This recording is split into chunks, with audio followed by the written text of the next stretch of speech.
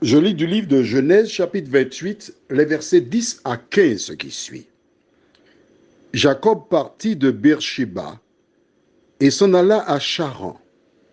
Il arriva dans un lieu où il passa la nuit, car le soleil était couché.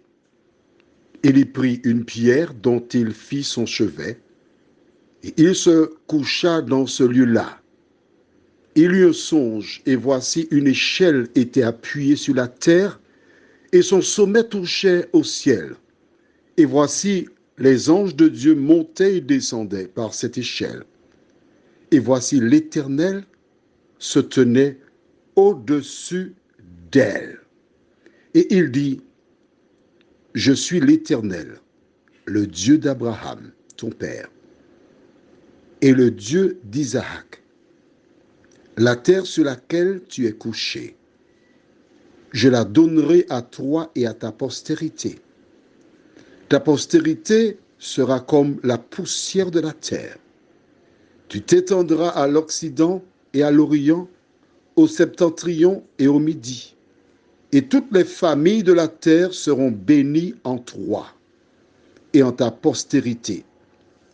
Voici, je suis avec toi, je te garderai partout où tu iras, et je te ramènerai dans ce pays, car je ne t'abandonnerai point, que je n'ai exécuté ce que je te dis. Prions. Le thème pour ce jour, c'est le songe. Seigneur notre Dieu, notre Père, nous te bénissons. Nous te louons pour tes grâces que tu manifestes à notre endroit. Seigneur, voici Jacob qui mesure les conséquences de son action et qui part. Aide-nous à comprendre ta parole, nous t'en prions, au nom de Jésus. Amen. Jacob dit au revoir à son père, sa mère. A-t-il présenté des excuses à Ésaü? J'en sais rien. Mais il part.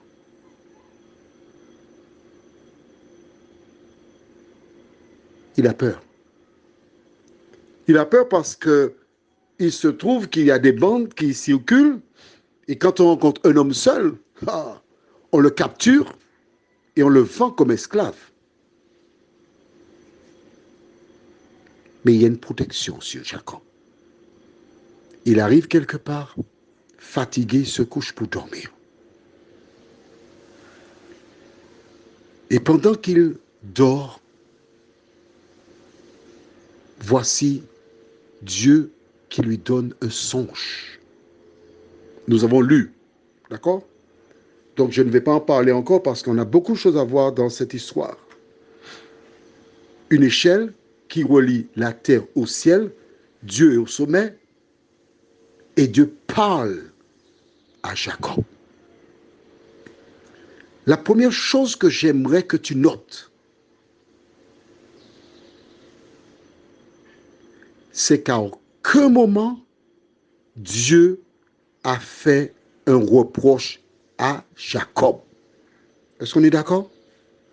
Si tu lis, il faut lire, hein? Il ne faut pas délirer, il faut lire. Dieu ne parle pas de l'action que fit Jacob. Il faut que ce soit clair dans ta tête. Si ce n'est que ça que tu as appris, je serai heureux. Dieu ne demande pas d'explication sur le passé des gens. Répète ça encore.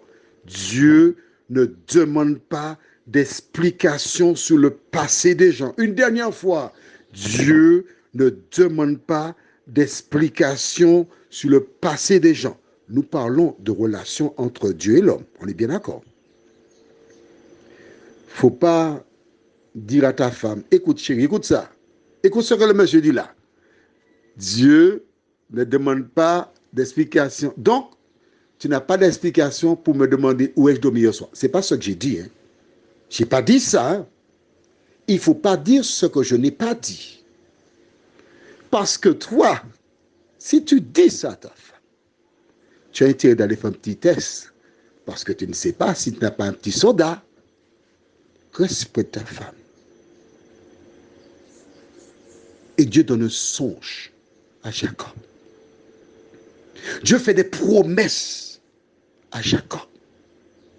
Dieu dit à Jacob, tu auras une postérité. La terre où tu te couches là, c'est à toi.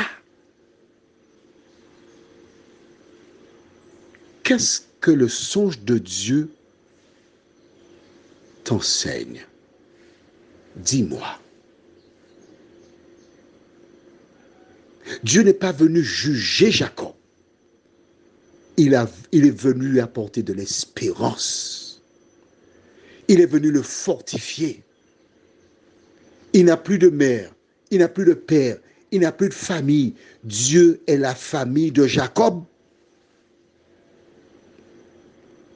Dieu aime Jacob. Maintenant, enlève Jacob. Comment tu t'appelles? Jean-Pierre? Dieu aime Jean-Pierre. Dieu vient consoler Jean-Pierre. Mais est-ce nouveau? Les hommes peuvent te tourner le dos, t'ignorer. Mais Dieu ne le fait jamais. Rappelle-toi, quand Adam et Ève péchèrent, qu'a-t-il fait Dieu? Il est parti à la recherche d'Adam et Ève. Jacob, il a fait ce que nous avons vu. L'Éternel est parti à la recherche de Jacob. Il lui a dit, voici. Il a encouragé. Il a consolé. Si tu es un enfant de Dieu, tu as un collègue qui a un problème, un souci, ne va pas l'enfoncer. Ne va pas lui dire, mais ça quittez-vous, il fait ça. Qui t'avait envoyé à agir de la sorte? Ce n'est pas ce qu'il a besoin d'entendre. C'est déjà fait. C'est déjà fait. Dis-lui seulement, que puis-je faire pour t'aider? C'est ce que Dieu attend de toi. C'est ce que Dieu exige de toi, si tu es un enfant de Dieu. Quel encouragement pour Jacob. Quel encouragement pour toi. Prions. Seigneur, Isaac avait le caractère de Jésus. Il n'a pas posé de question. Quand toi, Seigneur, Jacob se rendait vers la demeure de son oncle, tu étais avec lui. Tu ne lui as pas posé de questions. Seigneur, aide-nous à apprendre de ta parole. Comment venir en aide à ceux qui sont en difficulté, nous t'en prions. Au nom de Jésus et pour ta gloire éternelle. Amen. Que Dieu te garde, qu'il te bénisse. Je te souhaite une bonne nuit. Tu vois comment la Bible est belle, comment elle te forme. Mais si, lis la Bible, tu verras encore de bonnes choses.